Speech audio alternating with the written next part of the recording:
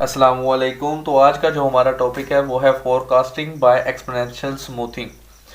तो exponential smoothing हमारे पास एक मेथड होता है ऑफ फोरकास्टिंग का ही that assigns positive weight to the past and the current values only. यानी कि हमारे पास जो पास्ट वैल्यू है और जो करंट वैल्यू है उन्हें वो क्या देगा, सिर्फ पॉजिटिव वेट देगा। नेगेटिव की बात यहाँ पर नहीं हो रही कि हमारे पास नेगेटिव वेट ये नहीं देगा, ओनली पॉजिटिव हमारे पास ये देता है weight to the past and the current values. तो ये आपको अभी पता चल जाएगा जब मैंने ये एग्जांपल आपके लिए लिख दी है तो वो करके। अब हमारे पास ये है कि this technique often provides good short term forecasting, यानी कि पास शॉर्ट टर्म फोरकास्टिंग जो इस टेक्निक के जरिए आती है वो काफ़ी अच्छी होती है। The exponential smoothing series.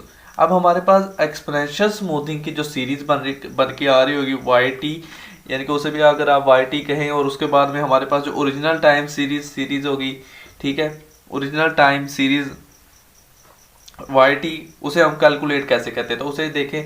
जो ये हमारे पास एक्सपोनेंशियल स्मूथिंग अगर कह दें, चलो मैं इसके लिए हेड लगा देता हूँ तो आपको आसानी हो जाएगी।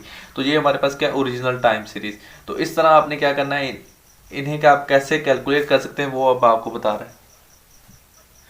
अब हम एक्सपोनेंशियली स्मूथिड सीरीज को कैसे यानी कि कैलकुलेट कर सकते हैं from the original time series, वो हम देखते हैं। तो देखें इनका फार्मूला ये होता है, ये यानी कि ऐसे आप निकाल सकते हैं। तो इसे ऐसे बिल्कुल समझना तो थोड़ा सा डिफिकल्ट है, तो मैं आपको बताता हूँ।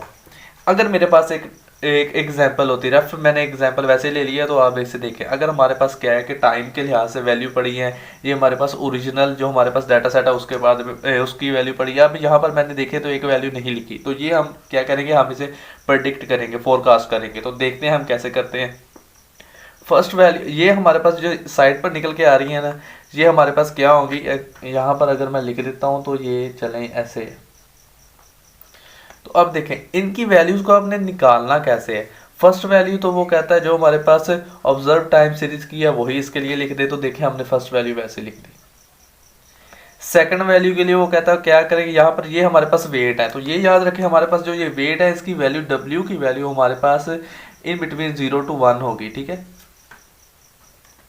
और इसके अलावा हमारे पास जो मोस्ट यूजली वैल्यू और डब्ल्यू होती है वो होती है हमारे पास या तो 0.01, इन दोनों के दरमियान हमारे पास मोस्ट यूजली जो हमारे पास यूज हो रही होती है, कॉमनली यूज्ड वैल्यू होती है डब्ल्यू की, वो इन दोनों के दरमियान होती है। अब देखते हैं, अब हमारे पास जो एग्जांपल है, मैंने यहाँ पर कितनी ली है वैल्यू, मैंने यहाँ पर डब्ल्यू की वैल्यू ली है 0.5, ठीक है। तो अब देखते हैं, अब अगर मैंने इस इक्वेशन के लिहाज से लिखना हो तो मैं इसे कैसे लिखता, यानी कि मैं लिखता डब्ल्यू की वैल्यू मेरे पास क्या है, डब्ल्यू की वैल्यू है मेरे पास 0.5, ठीक है। उसके बाद में y2, फिर मैं क्या करता प्लस, अब 1 माइनस डब्ल्यू, तो 1 माइनस 0.5 करूंगा तो फिर भी मेरे पास क्या आएगा, 0.5 ही आएगा। ये देखिए अगर मैं 1 माइनस 0.5 करूं तो फिर भी मेरे पास 0.5 ही आएगा। उसके बाद में मेरे पास अब y1 है, ये देखिए मेरे पास यहाँ पर वैल्यू क्या पड़ी होगी, 2 पड़ी। तो अब अगर मैंने नेक्स्ट की वैल्यू निकालनी होती नेक्स्ट टाइम के लिए तो मैं क्या करता, 0.5 इसे मल्टीप्लाई करवाता 2 के साथ, 0.5 और इसे मल्टीप्लाई करता 2 के साथ, तो मेरे पास ये नेक्स्ट की वैल्यू निकल आनी थी। अब देखिए, अब अगर मैंने इसे आगे लेके चलना होता तो मुझे क्या, अब मेरे पास ये डब्ल्यू और 1 माइनस डब्ल्यू की वैल्यू तो चेंज नहीं होगी, मेरे पास वैल्यूज क्या चेंज हो रही थी, ये दो। अब देखिए मैं थर्ड के लिए निकाल रहा हूँ तो मेरे पास क्या है, 3 है यहाँ पर टाइम दिया हुआ,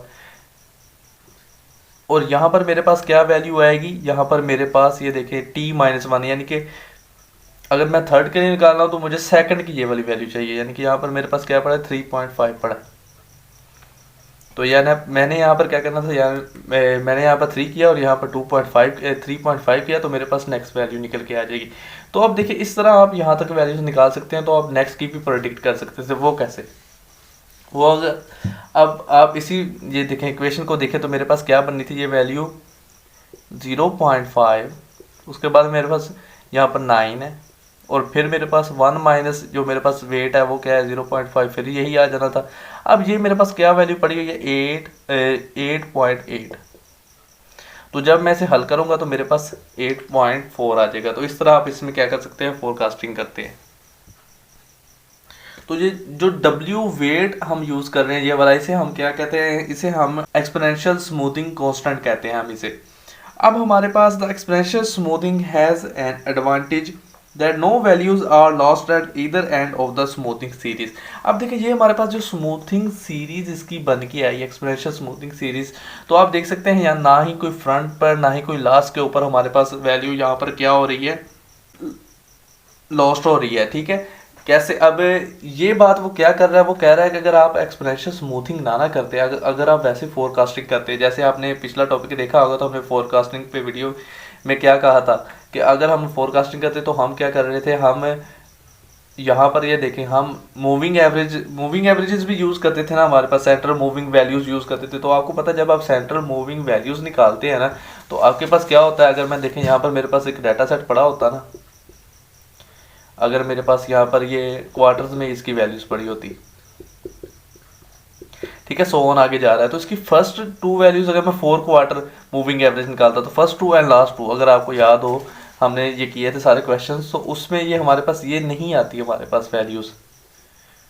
तो लेकिन हमारे पास जब हमने एक्सपोनेंशियल स्मूथिंग किया तो देखिए हमारे पास सारी की सारी वैल्यूज ना हमारे पास एंड में और ना हमारे पास बिगनिंग में, कहीं पर भी हमारे पास ये लॉस नहीं हुई वैल्यूज।